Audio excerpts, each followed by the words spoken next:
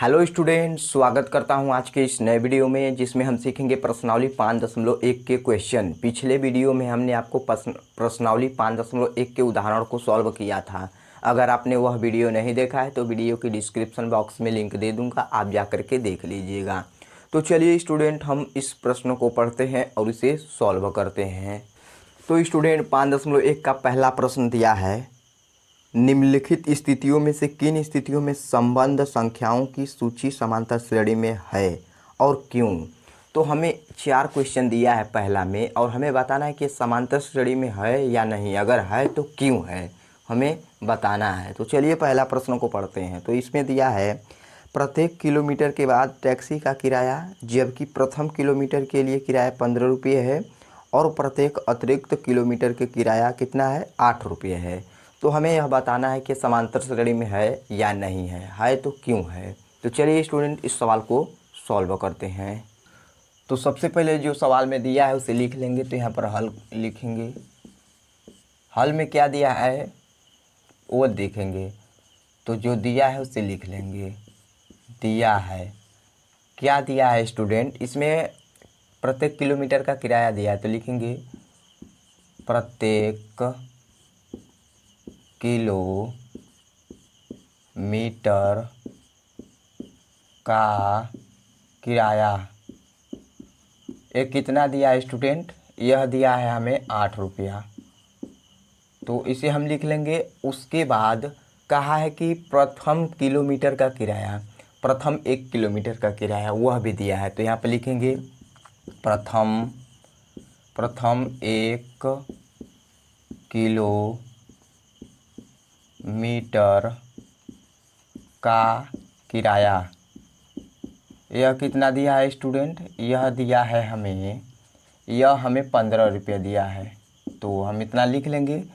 तो अब इतना जो दिया है इसे हम आगे बना लेंगे। तो चलिए आगे देखते हैं। तो जब इतना सवाल में हमें दे दिया है, यह दिया है प्रत्येक किलोमीटर का किराया दिया है और यह प्रथम 1 किलोमीटर का किराया दे दिया है। तो अब इसे क्या करेंगे, देखिए अगर हम और गहराई से सोचे तो प्रथम पद हमें कितना दे दिया है, 15 दे दिया है, और एक यह है कॉमन डिफरेंस जिसे हम सार्वंतर कहते हैं, वह 8 दे दिया है। सार्वंतर क्या होता है, जो बीच में से घटाते हैं। जैसे कि कोई भी संख्या होती है, जैसे मान लीजिए कोई समांतर श्रेणी है तो A2 - 7 करके निकालते हैं, तो ये जो है 8 फिक्स होता है, इसमें भी 8 फिक्स है क्योंकि प्रत्येक किलोमीटर का किराया है। तो इसमें हम जोड़ेंगे, 15 में 8 जोड़ेंगे तो जो जितना प्राप्त होगा वो दूसरी संख्या होगी। फिर 15 में जो 15 में 8 जोड़ने के बाद संख्या आएगी उसमें फिर 8 जोड़ेंगे तो और भी बनता जाएगा। तो इसी प्रकार करके हम समांतर श्रेणी बना लेंगे। तो चलिए हम इसे जोड़ते हैं, बनाते हैं। तो प्रथम पद को हम किस प्रकार दिखाते हैं, ए से दिखाते हैं। तो A1 का मान हमें कितना दिया है, 15 दिया है, और D का मान कितना दिया है, D का मान 8 दिया है। तो देखिए मैं अनुमान लगा रहा हूँ, अभी बता रहा हूँ कि यह दिया होगा। तो अब हम क्या करेंगे, इसमें जोड़ेंगे। तो द्वितीय पद निकालने के लिए क्या करते हैं, देखिए द्वितीय पद निकालने के लिए हम क्या करते हैं, A2 बराबर A1 प्लस D करते हैं। तो अब इसमें हम रख देंगे। तो A2 बराबर कितना होगा, 15 प्लस 8। अब इसे हम जोड़ देते हैं। तो ये कितना होगा, 8 5 13 को 3 हाथ से लगाए, 1 1 2 23 हो जाएगा। उसके बाद हम तृतीय पद निकालेंगे। तो A3 निकालेंगे। A3 का फार्मूला होता है A2 प्लस D होता है। तो 3 प्लस कितना लिखेंगे, 8 लिखेंगे। अब इसे हम जोड़ेंगे तो नीचे कितना होगा, A3 बराबर, ये देखिए 8 3 11 को 1 हाथ से लगा 1 और 2 1 3 होगा, 31 हो जाएगा। तो देखिए हम 3 निकाल लिए, और भी निकाल सकते हैं बट हमें 3 का ही ज़रूरत है। तो अब हम क्या करेंगे, यहाँ पर देखिए 15, उसके बाद कितना है 15 23 और 31।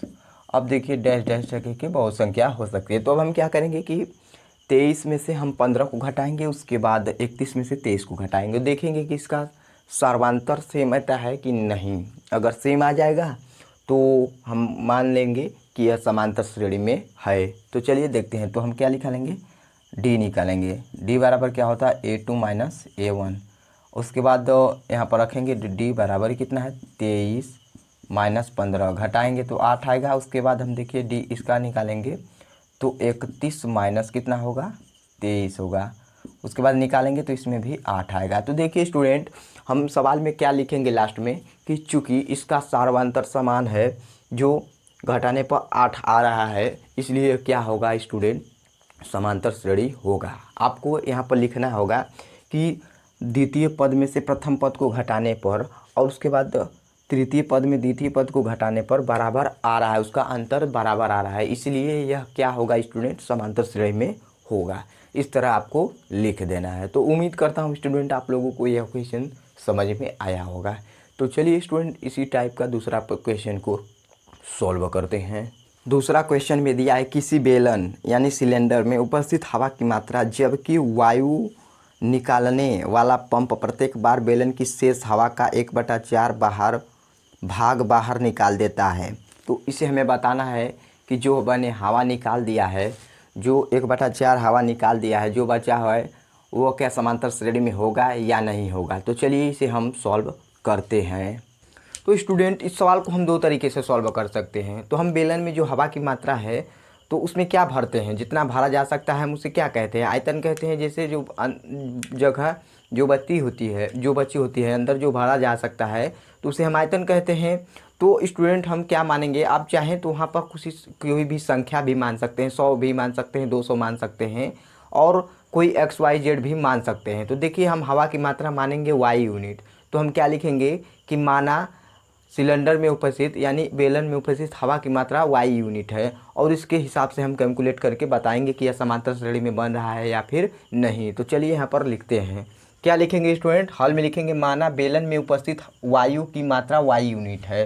तो क्या कहा है कि प्रत्येक बार हम शेष बची हवा का 1/4 भाग बाहर निकाल देते हैं। तो क्या करेंगे, सबसे पहले तो पहला Y यूनिट तो रहेगा, हम क्या करेंगे 3 पद निकालेंगे। तो ये पहला पद हो गया, जैसे 3 पद निकालेंगे तो हम 1 पद निकाल दिए। उसके बाद दूसरा निकालने के लिए क्या करेंगे कि देखिए इसका हमें 1/4 भाग निकालना है। तो यहाँ पर लिखेंगे y माइनस y/4। अब इसे हम कैलकुलेट करेंगे। तो देखिए इसे सॉल्व करेंगे तो कितना होगा, 4 का इसमें जब हम लसा लेंगे तो कितना होगा, यहाँ पर नीचे 4 हो जाएगा। और उसके बाद हम क्या करेंगे कि एक यहाँ पर कुछ नहीं होता है बटे में, तो 1 होता है, तो 1 का इसमें भाग देंगे तो कितनी बार में कटेगा 4, 4 एकम 4, 4 बार में तो 4 का y से गुना होगा तो ये 4y होगा माइनस, और 4 से 4 में भाग देंगे तो 1 होगा, तो 1 का गुना y में करेंगे तो वो ये y ही होगा। उसके बाद हम इसे घटा देंगे तो यहाँ पर क्या होगा 3y/4। तो देखिए हम दूसरा भी मान निकाल लिए। अब हम क्या करेंगे स्टूडेंट, जो ये शेष हवा की मात्रा बची है इतना, तो इसमें से भी हम तो जो बचा है इतना हम इसे यहाँ पर लिखेंगे।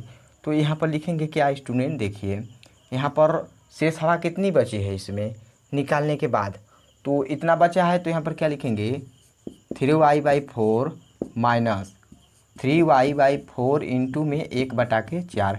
तो क्या कहा है सवाल, शेष हवा का 1/4 घटा दिया जाता है। तो देखिए इतना तो है वायु बची स्टूडेंट, देखिए 3y/4 बची।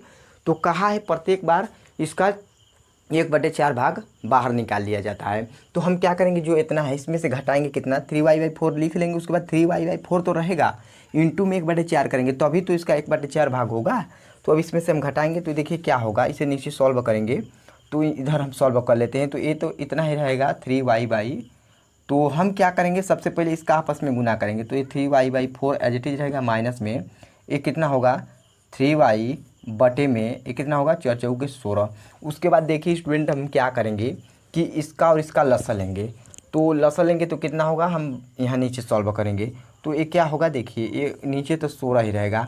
तो उसके बाद हम क्या करेंगे 4 का इसमें भाग देंगे। तो कितनी बार में 16 कट जाता है, 4 चौके 16, 4 बार में कट जाता है स्टूडेंट।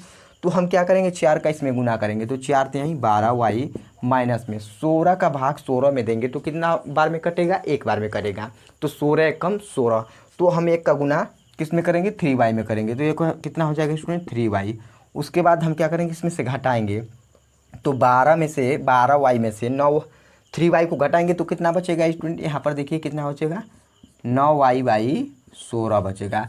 तो देखिए हमने क्या कितना पद निकाल लिया, प्रथम पद निकाल लिया, द्वितीय पद और तृतीय पद। ऐसे करके हम बहुत से पद निकाल सकते हैं। तो यहाँ पर हम लिख देते हैं, देखिए यहाँ पर बगल में लिखेंगे, क्या लिखेंगे y डैश, फिर लिखेंगे कितना आया है 3y/4, उसके बाद कितना आया है 9y/16, और डैश डैश डैश करके हम बहुत निकाल सकते हैं, बट हमें बेसिकली 3 निकाल दी है। तो इससे हम जांच कर सकते हैं कि यह समांतर श्रेणी में है या फिर नहीं। कैसे जांच करते हैं, हम देखेंगे कि सार्वंतर इन सेम आ रहा है कि नहीं। सार्वंतर चेक करेंगे कि सेम आ रहा है कि नहीं।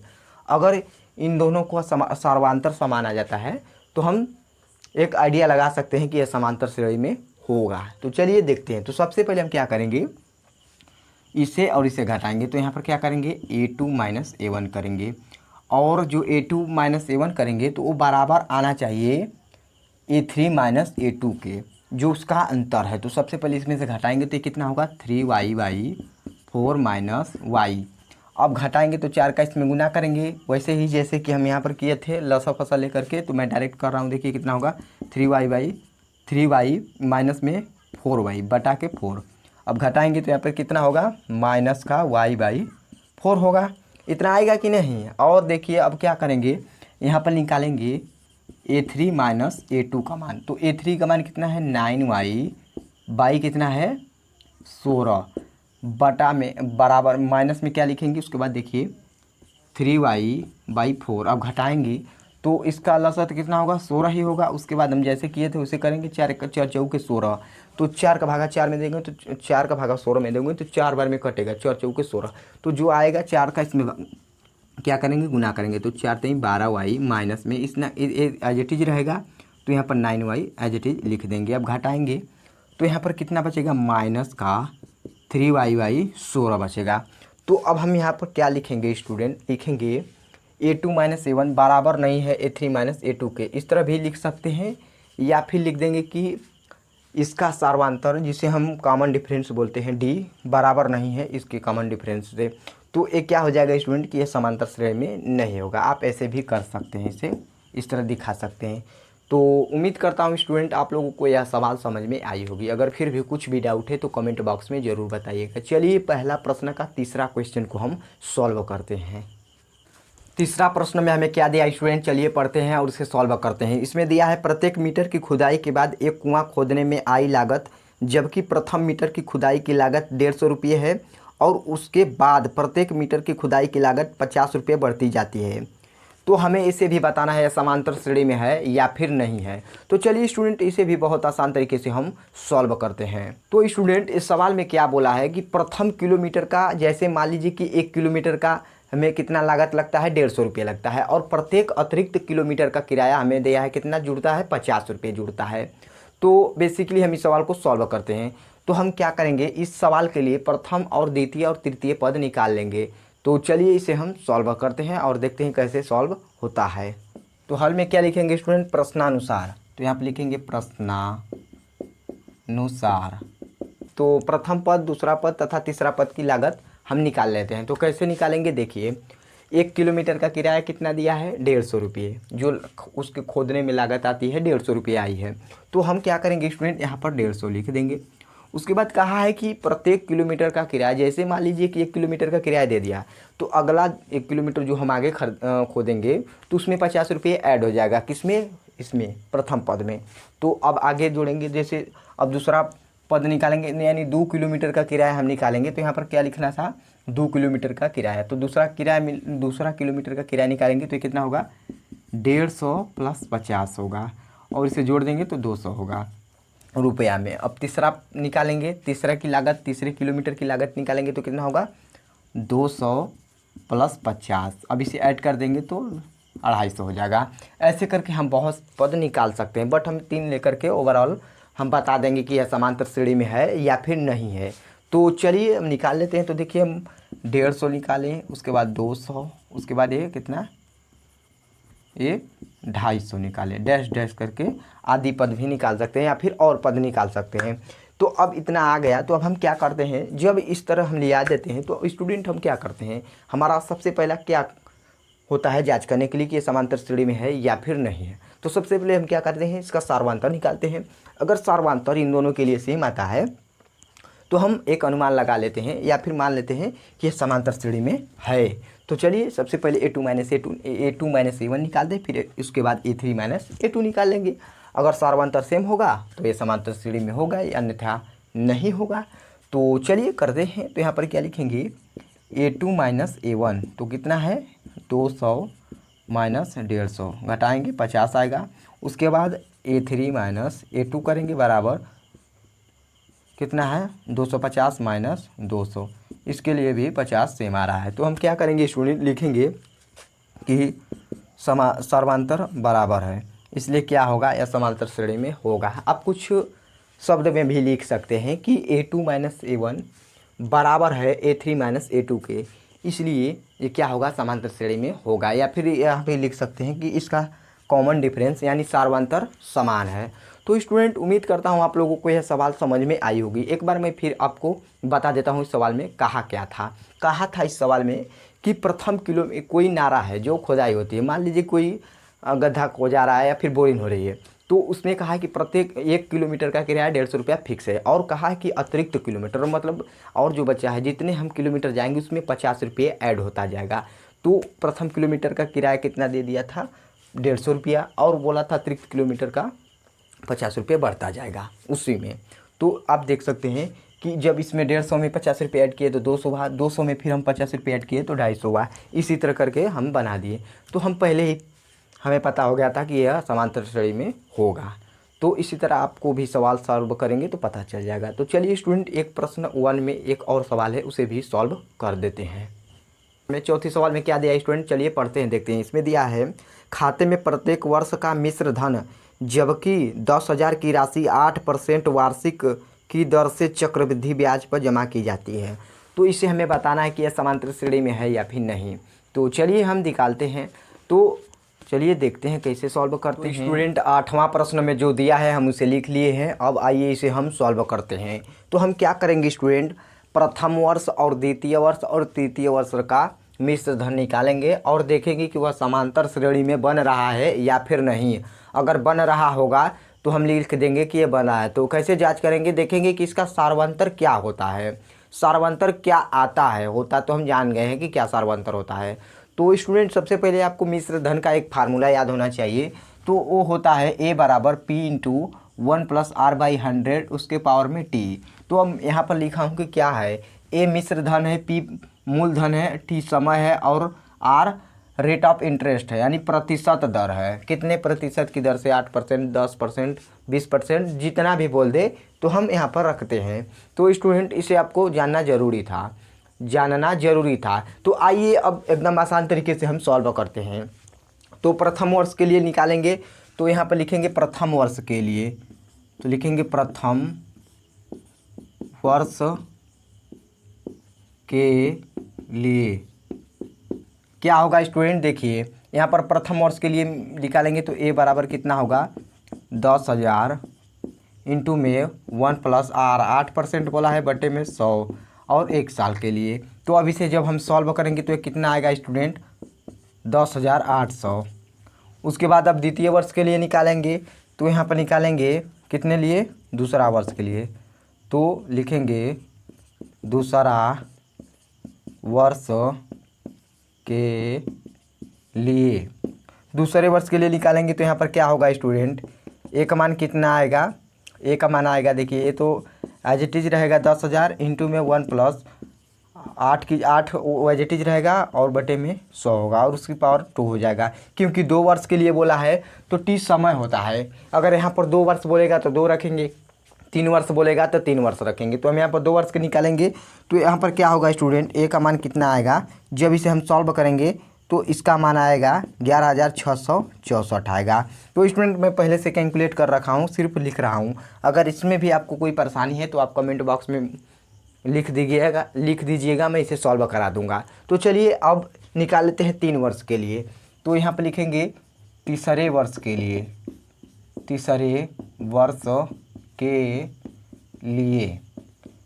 वर्ष के लिए निकालेंगे तो यहाँ पर क्या होगा स्टूडेंट, ए बराबर 10,000 तो एज इट इज रहेगा और उसके बाद इंटू में 1 प्लस 8 बटा के 100 और उसकी पावर 3 होगा। तो अब जब इसे हम सॉल्व करेंगे स्टूडेंट तो यह कितना आएगा मैं आपको बताता हूँ, आएगा 12,597.12 इतना आएगा। ये कितना आएगा, तीसरे वर्ष का मिश्र धन आएगा। तो अब ये जो तीनों आया मान, अब हम क्या करेंगे, बारी बारी से घटा करके देखेंगे कि इसका सार्वंतर समान आता है या फिर नहीं।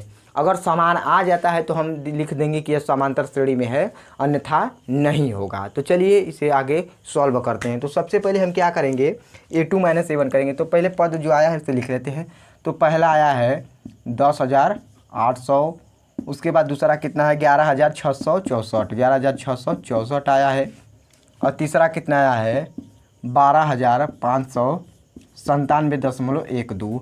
तो सबसे पहले A2 माइनस A1 निकालेंगे, उसके बाद A3 माइनस A2 निकालेंगे। तो इसमें से घटाएंगे तो A2 माइनस A1 करेंगे। तो वो यहाँ पर क्या लिखेंगे 11,664 माइनस 10,800। अब घटाएंगे स्टूडेंट, तो यहाँ पर कितना आएगा, देखिए यहाँ पर मैं D लिख रहा हूँ, कितना आएगा 864 आएगा। अब देखिए क्या करेंगे कि अब हम A3 माइनस A2 करेंगे। तो देखिए ध्यान से देखिएगा, A3 माइनस A2 करेंगे, अगर इसका अंतर भी इसके समान आ जाता है तो यह समांतर श्रेणी में होगा, अन्यथा अगर समान नहीं आता है तो ये समांतर श्रेणी में नहीं होगा। तो चलिए देखते हैं स्टूडेंट कि इसका क्या आता है। तो यहाँ पर क्या लिखा लेंगे A3 माइनस A2। तो A3 का मान कितना है 12,597.12 माइनस 11,664। घटाएंगे तो मैं पहले से कैलकुलेट करके रखा हूँ 933.12 आएगा स्टूडेंट। तो अब हम देख रहे हैं कि इसका सार्वंतर कुछ मतलब इसका डिफरेंस कुछ और आया है और इसका डिफरेंस कुछ और आया है। तो जब हम A2 माइनस A1 किए तो इसका अंतर 864 आया, और जब हम A3 माइनस A2 किए तो 933.12 आया। तो यह सार्वंतर सेम नहीं है, इसलिए यह समांतर श्रेणी में नहीं होगा। वैसे भी नहीं होता स्टूडेंट, क्योंकि यह चक्रवृद्धि ब्याज है। तो स्टूडेंट उम्मीद करता हूँ आप लोगों को इतना क्वेश्चन समझ में आया होगा। अगर फिर भी कुछ भी डाउट है तो कमेंट बॉक्स में ज़रूर बताइएगा। मिलते हैं नेक्स्ट क्लास में। जय हिंद।